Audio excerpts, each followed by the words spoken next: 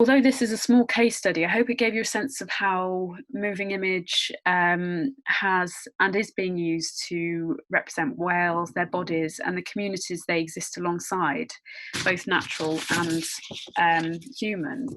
And what kind of drew me to these films in particular and putting them together as a program, putting them together as a program, is the theme of memory that links them all. So, for example, you've got with the Isuma TV piece, the memory of the elders and the heritage of the relationship to Wales. With Leviathan, the last film we saw, we have the archive footage, and in Osseous Landscape and Surface, we've got the memory of the objects, the bones themselves. So now we're going to move on to the Q&A section of the talk. Unfortunately, Izuma TV couldn't be with us today, but as mentioned, we have Fiona Tan and Marina Rees. I'll be chairing the session, and if I could just make sure all your mics are off, and if you do have a question, just raise your hand, or could you type it in the chat function, and I will address it to our two participants, or I can ask you to speak it yourself. Do not feel like any pressure to participate. You are more than welcome just to observe and listen.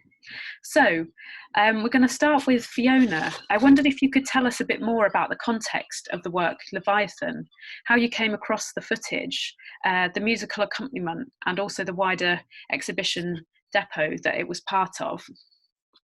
Okay, well, to start with the archival footage, it's coming from the Dutch Film Archives, and I had the material, I knew of the material for quite some time, and I found it very sad but very powerful, and always felt that I'd like to do something with it. So when I ended up working on the solo exhibition that I did in Newcastle, Gateshead at the Baltic, I was researching about the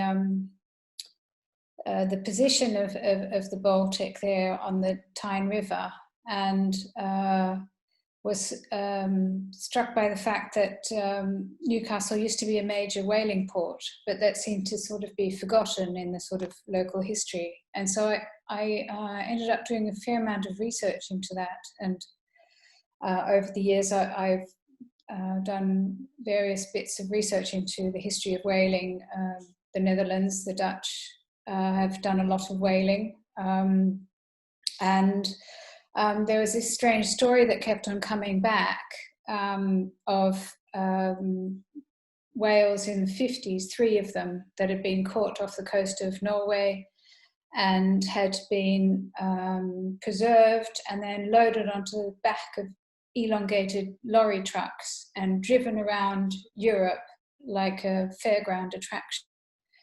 And this started in the 50s, but it was went on until the 70s. And quite a few people will sort of say, oh, I've seen one of them, I remember the smell, and they have it as a childhood memory, so they're not quite sure whether it was dream or real. And I found that very striking in terms of how our relationship to whales has changed. A book I can highly recommend to anyone who's interested in the topic is Philip Hoare's Leviathan or the Whale, which I found really fascinating reading.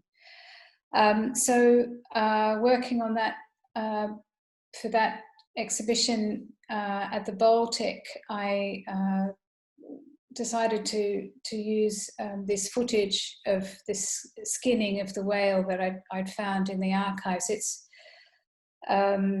there's not much else known about it. It's a fragment. It's there's no documentation of where it comes from. It's obviously quite early. It's silent. I'm sure it's more than 100 years old. I think it's probably shot in America from the clothing that the workers are wearing and from the buildings you can see in the background in the beginning. I commissioned a friend of mine who's a very good composer, Calliope Tsupaki, to write a piece of music for this film fragment. And I said to her, it doesn't need to, it's not like film music, I don't need it to match exactly. But she watched the material and picked up something of the, I suppose you could call it like an elegy. So it's a bit like a you know, for these dead huge animals. And she wrote this beautiful solo, I think, for a bass clarinet. And at the opening of my exhibition at the Baltic, we did it as a live performance. So has that answered all the questions? That's great. And I saw it at the Baltic, and just to note that it was shown on an enormous wall, projected on an enormous scale, and apart from at the opening, it came on every hour, and I didn't know it was going to appear, and this big video projection appeared with the sound, and it was really, like you say, I think, elegiac. It was really powerful. She's really managed to capture the kind of essence of the archive there. And I wanted it to be whale size. It's approximately whale size. It was there. And Marina, sound obviously plays a part in your pieces as well in a really interesting way. I wondered if you could talk a bit more about the two films we saw today by you. So both of them are really an outcome of having been very close to the whale's body, especially defleshing whales and cleaning their bones while I was working at the Whale Museum in North Iceland in Husavik. And by getting so close to the bones and having to, work through the body and just feeling that incredible experience of having this intimate encounter with the body, I really wanted to recreate that intimate experience through the work by getting really close to the bones. And in Osseous landscapes, you can get to look at the bones on a microscopic level, at the same time hear it in a microscopic level. I don't know, that doesn't make sense, but if you've seen it and heard it now, you can actually hear through the contact microphone that I use, which actually doesn't record the sound in the air, but through the contact of the surface. I've been going through the different surfaces of the bones, and some of them are really smooth and some of them are like full of crevices, and it creates all these different kind of sounds. So you're really kind of mapping the bones through sounds as well as visually, and going really close and into details to the bones.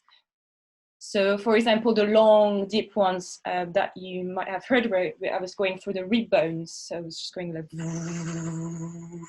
or going through all the tiny crevices around the vertebra, so like crackling, and the skulls with all the ridges. So that's what I was trying to explore there with that particular film. With the other one, Surface, it was really came back after talking to scientists about bones, and the idea that, for me, from these conversations, I like the idea that bone was a memory of the lifetime of the whale. So through the growing of the bones, the marks they might have had when they, maybe broke a bone or something, everything is like in our bones, in all vertebrates. We all have the memory of our living time.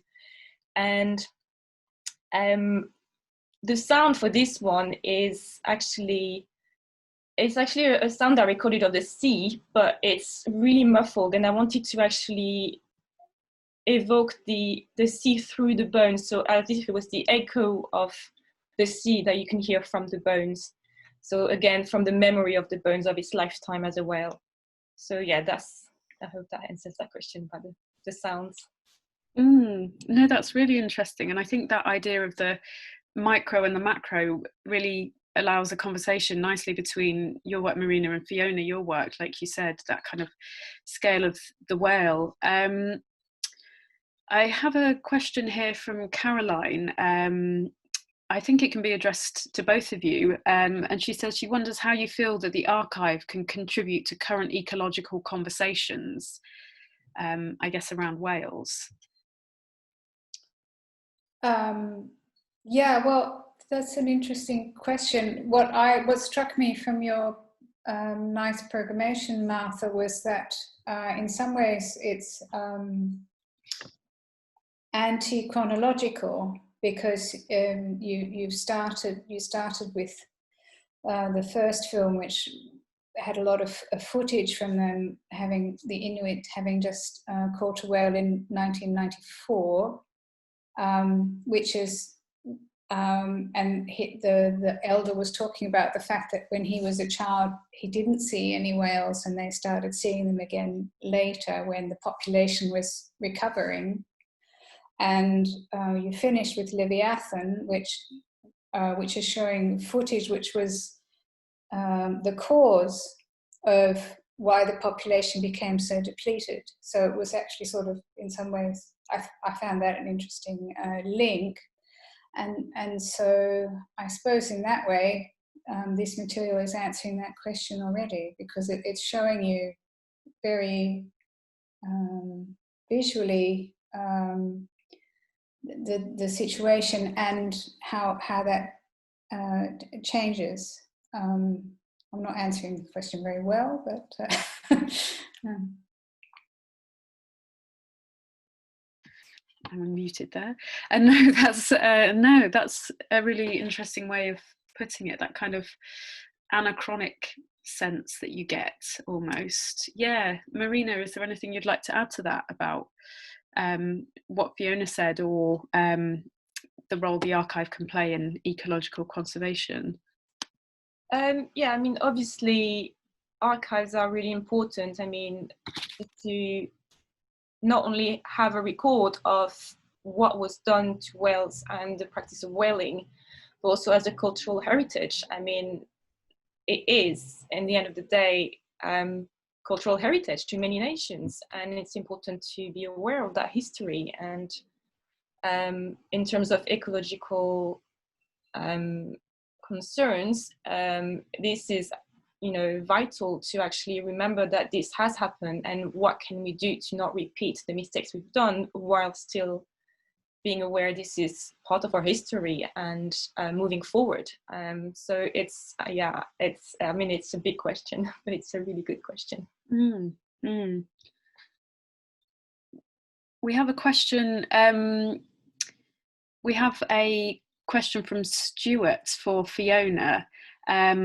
He's asking specifically about the music, and he wondered whether the clarinet, why did the clarinet provide only background and not much exactly the actions of the butchers? Because he said it could potentially have been more powerful or horrendous if they did match or accentuate action, and whether maybe you could talk a bit more about, I know you mentioned it briefly, Fiona, but the music, and also how did people react to it when it was performed live within the space?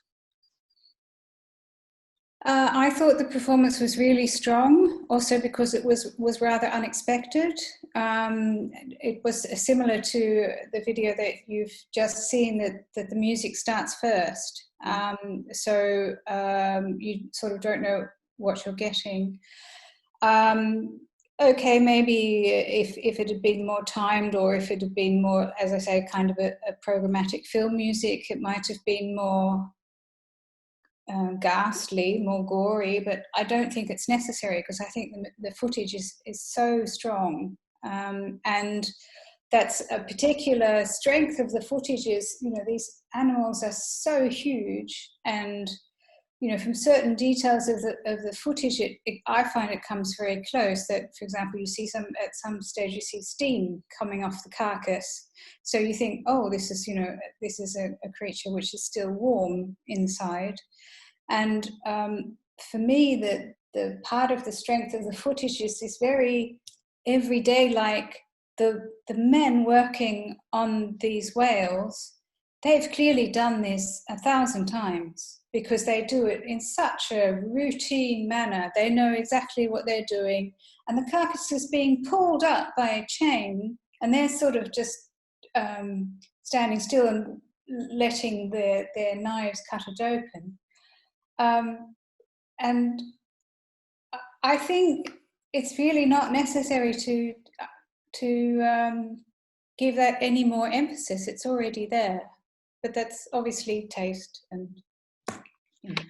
Yeah, I think you're right, and I think it's sometimes a subtlety of it as well. If you're responding so directly to it, and creating something that matched it directly, it wouldn't let it speak in its own way. It's almost a dialogue rather than a direct kind of repetition of the film. So I think that's why I like the way it doesn't match, because it does have that kind of dialogue, speech between the music and the video that works really well.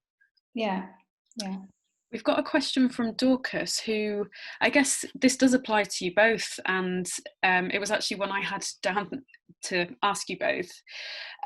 So why do we have such an, I say we as kind of a general term, have such an emotional attachment to whales, do you think?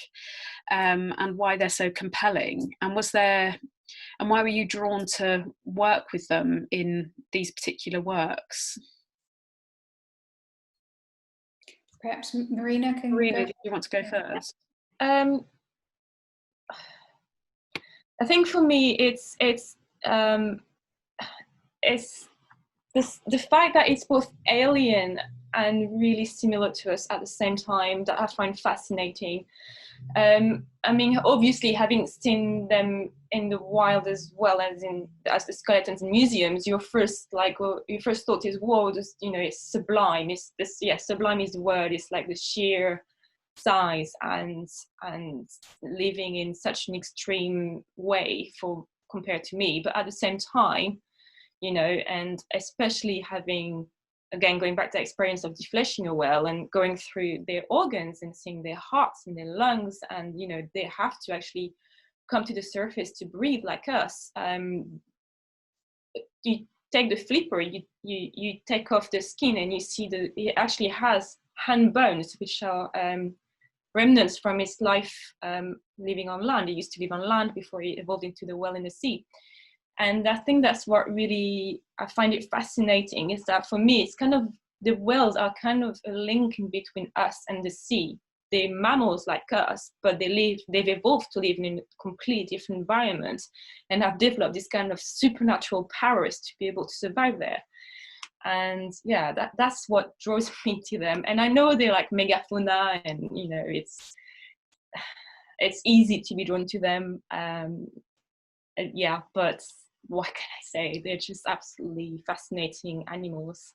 Yeah, and I think I know we've spoken about sound a lot, and it was sound that kind of did bring a real appreciation for whales when the first recordings of whales were made in, I believe it was the 70s. The kind of dialogue around the appreciation for them shifted, because they were seen as more like humans because they had a voice, they could sing, which kind of rationalized a new kind of ethics of care towards them, which I think is really, really curious. Fiona, is there anything you'd like to add about why we think people are attached to whales? I don't, well, I can try. I don't know if I can answer the question, but what strikes me is that our appreciation and our attitude towards whales has changed radically in the last 100 years, 100 to 150 years, or even 50 years. Another big difference between the Inuit hunting, catching a whale, and then instantly starting to eat it, and then it's such a community happening as well. That is in huge contrast to this industrial culling of whales, where the whale, and that is also obviously Moby Dick, they felt it was an endless source of energy, oil, and so they weren't creatures. It was just like coal or oil, or you name it.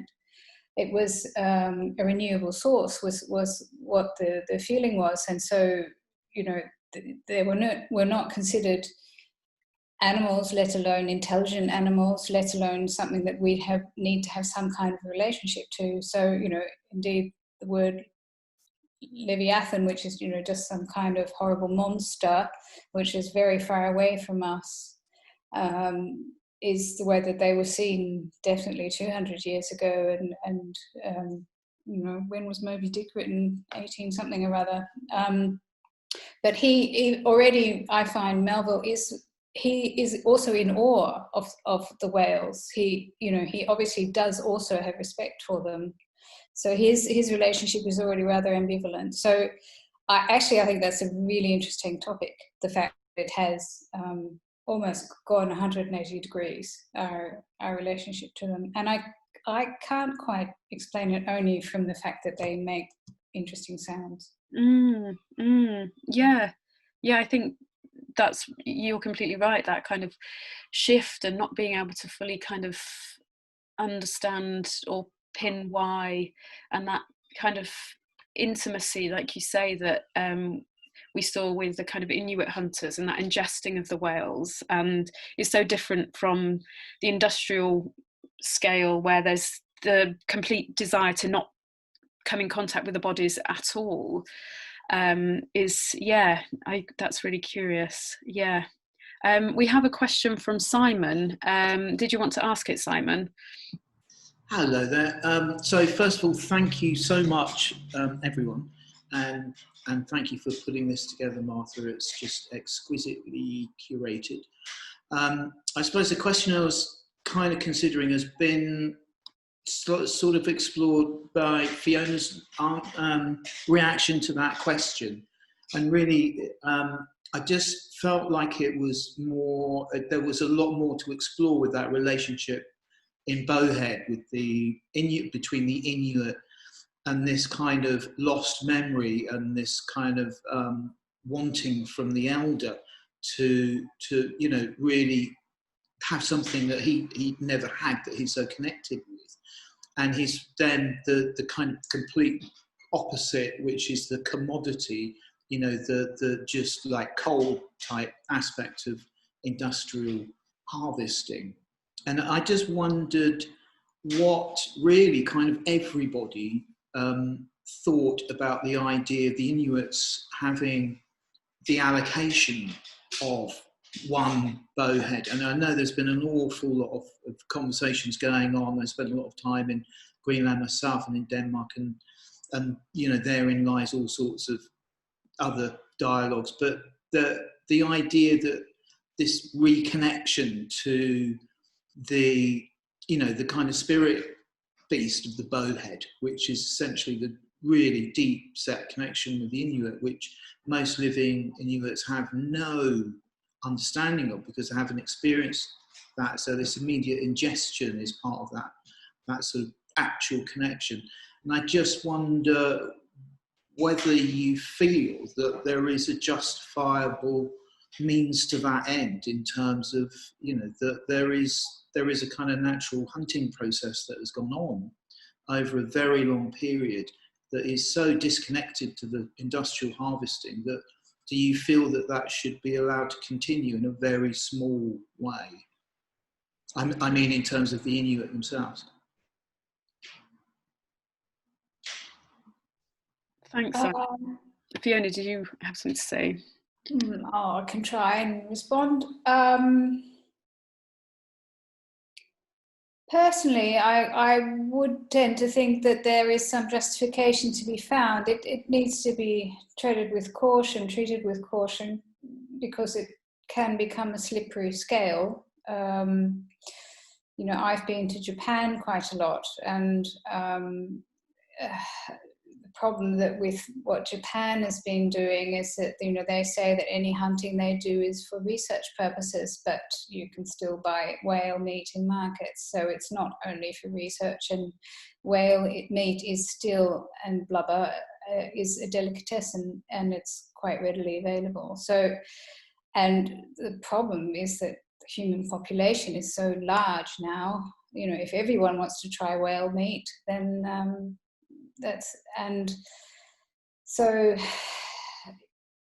personally, I rather felt that this small Inuit community, and just one a year, and it wasn't even a very particularly big one, that felt like quite quite a reasonable sort of hunt. It's, hunting happens quite a lot to just keep a population healthy and to keep the population within a reasonable limit.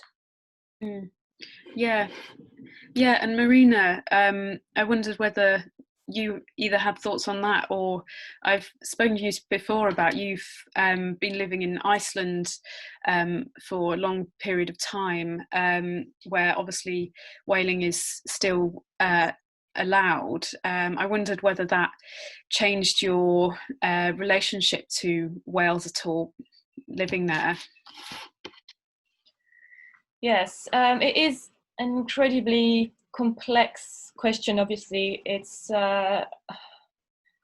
with the Inuits.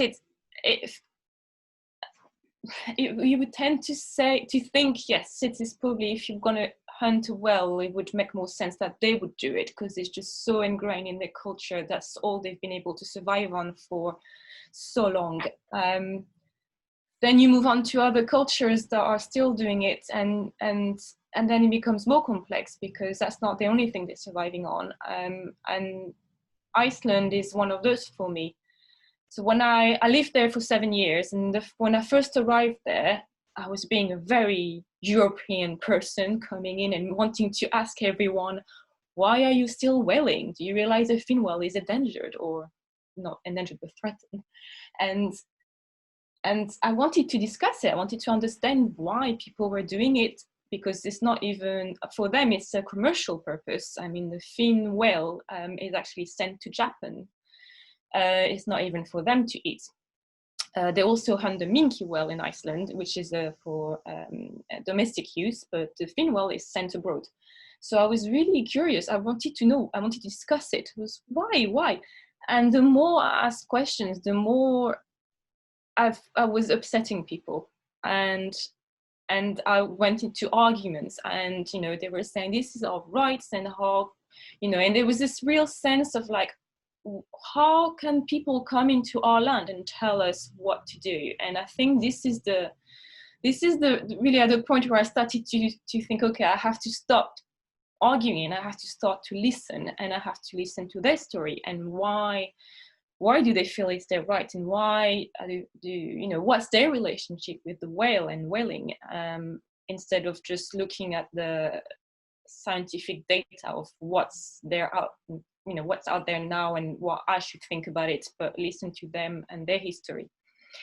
With them, it's very complex, because their history is different from Inuits. They actually rely on lamb and fish more than whales. They have in the past, like in the UK, in many countries in Europe, have relied on, occasionally hunting one whale here and there, especially when the food was scarce on land. Yes, that's part of the history, just like in many other countries. But culturally, I think it's more of a culturally, maybe. It's such a, this is a completely different other topic again. It would go on for a long time, but this is something that's like really complex and ethically problematic, because you arrive with your ideas and you don't want to impose them on other cultures. And I think that's why I'm hesitant to give an answer, a clear answer on, is it okay or is it not okay? Yeah, I think you're right, especially as we've not got anyone from that community to kind of talk about it in terms of the context. It's hard to pass judgment on that, like you say, and often coming from an external perspective, you come with those kind of views constructed from a different culture. Bob, you wanted to say a couple of sentences about this. Sure. Simon, thinking about this from the perspective of the folks from northern Alaska, the Inupiat, people that I've met, people that I've talked to, they firmly believe that the bowheads give themselves to the people, and these bowheads are really inextricably intertwined with much of their culture. The 1 year that they weren't allowed to whale in 1977, remember some of the people saying the town of Barrow felt like a ghost town, like people were just walking around like the Walking Dead, because the government just came in and sucked away their culture. And once they got the whaling back, because it's such a part of everything they do, it livened everybody back up. So this really is a very integral part of what they do. And the bowhead populations, at least in that part of the Arctic, continue to grow every year. Mm. Oh, I only have a little bit of time, so I'll stop there. Thanks, Bob. Yeah, go for it, Fiona.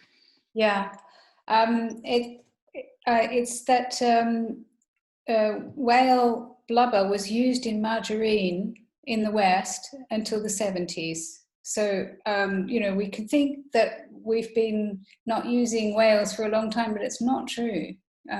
We were still culling them and still using oil for machine oil not very long ago at all. So, we it's sort of a bit mistaken to sort of think that we've left that behind us a very long time ago. Yeah, exactly. And I think that's what we forget, that kind of contemporary relationship we did have with, like you say, kind of consuming them as part of everyday life. I just had one maybe last question about, I guess it's around your work, Fiona and Marina, a lot is, I guess it's about this kind of public-private, and you found this piece of archive footage in a collection, and it's got that anonymity about it. They're anonymous people carving up the whale, and I wondered whether that was important, that anonymous nature to it, so it has a more kind of universal message to it, if that makes sense. And Marina, for example, with Osseous Landscape, that was a very personal relationship you had with the whale, because I understand that you skinned it yourself after learning how to, and then cleaned all the bones. So you had a very kind of personal relationship there. So I wondered, I don't know whether I'm making sense here, whether you could talk a bit about that relationship, perhaps. Marina, did you want to go first? Sure. Yes. So when I first arrived in Iceland, and I worked there at the Whale Museum, I asked if I could learn how to deflesh a cetacean. So I wasn't going to go for a whale first. I actually did a porpoise first, a harbour porpoise. And I remember the day before, when you arrived, and the day before I was going to start the defleshing process, and thinking, how am I going to, this is a dead body, how am I going to deal with this? Surprisingly, okay, I survived it, but it was like, just as I was saying before, it was actually incredibly amazing to, you see the footage of, like in Fiona's film, of people peeling off the layers and just peeling it off and getting inside the body and looking at, obviously not literally, but just getting all these different organs out and realizing just how similar their hearts, everything was to us. And I used the maceration process for this one. Then after that, someone gave me a baby white-beaked dolphin, which was stranded dead. Or obviously, I've only worked, that would never work with animals that were killed purposefully, but the harbour porpoise was caught in a net, and the fishermen just brought them back to the harbour. They always bring them back to the harbour to register all the bycatches. So they gave it to me. After they gave it to the shark hunter, who in Iceland, the sleeper shark is still hunted. It's been hunted for a long time. And they took some of the flesh of the porpoise to attract the sharks, and then I was left with the rest. And then lastly, it was the longfin pilot whale, which was a female whale, 6.5 meters long. And this time it was a humongous job, because the defleshing, I had some help, but the actual maceration was by myself. So I had all these huge parts of whale body, which I had to put in really hot water and let the flesh rot away. So sorry for the graphic words, but this is how it worked. And the smell is incredible. I mean, I would go home, I would shower, and I would still smell it. And I talked to a specialist who told me that I have to actually put soap and wash the inside of my nose. So I did that every day. I come home and I should wash everything plus the inside of my nose. I couldn't even smell meat cooking. It was just like such an incredible, powerful experience. The smell was in everything, my dreams, everything. It was just so overpowering. And that's the one thing I haven't, you know, replicated in my artwork. It was more the kind of the closeness to the whale. But I feel like I need to leave some time to Fiona. But yeah, it was basically, it was like a super intense experience, and something that, yeah, I'm not likely to forget. Yeah, that closeness must have really been quite powerful, and that's really reflected in your films, because there is that real intimacy with in both of them, I guess, the bones or the surface as well. I think that really is kind of translated in the films.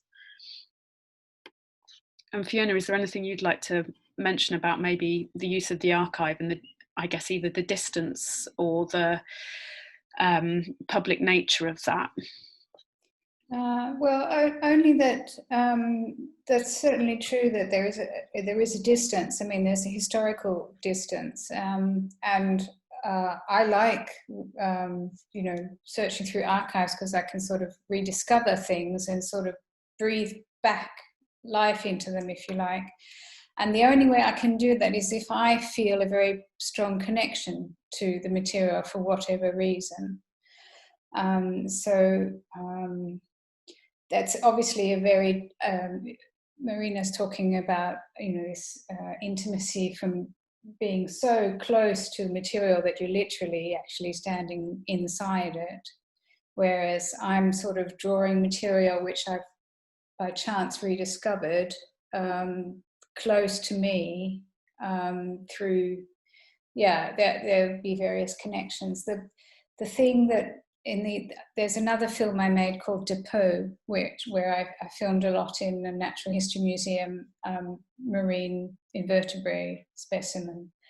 And certain memories of my childhood came back to me. And one was growing up in Australia and spending a lot of time at the beach. We used to get a ferry quite often in the summer. And these spouts of water would shoot up in the bay, and people didn't pay any attention to them. It was just sort of like, oh, there's another blower, geez, there's another one, And it's only as an adult that I am thinking about whales and researching whales, I suddenly realised these were whales. We were just, crossing with the boat back and forth, and people didn't care. And I just thought, wow. So that was a really sort of key thing for me to sort of think, wow, I actually grew up with whales all around me, and I didn't see them, never saw them. And it's only now, also, I guess, because we are now so concerned with the future of sea life, marine life and whales, that I'm sort of revisiting all of this again. Anyway. Yeah, no, I love that way that I think everyone can have an experience with that, not necessarily with whales, but maybe other animals, or potentially a landmark. For example, I've just moved to the sea, and I kind of forget how amazing it is to be able to see the sea every day, and how used to it you get until you've kind of moved away from it. You don't really appreciate or understand the power of that. And I think that kind of brings us to the end of the screening, really. I wondered whether there was anything that you were working on at the moment, either of you, that you'd like to talk about at all. I know, Marina, you mentioned you're working on some more films about whales. Did you want to mention them at all? Yeah, it's more, I'm just working on a series of short films about the sea, which will be kind of like small short stories that I will put together, and some of them will definitely have whales. I have been, as well as working in a whale museum in the past, I've also been a whale watching guide. I have loads of footage and inspiration from all these experiences, and there'll definitely be more work coming soon. Oh, wonderful. And Fiona, is there a project you're working on at the moment? Well, I've just been filming on top of a mountain, so far away from the sea. I don't know, all my work centres around whales or the sea or marine life, but this is trying to reflect actually about landscape and about, which is a man-made idea. So our relationship to nature, and in this case, the Alps. Anyway, thank you. Perfect. Yeah. Thank you so much for joining us, everyone, and thank you to the two artists that spoke during the Q&A.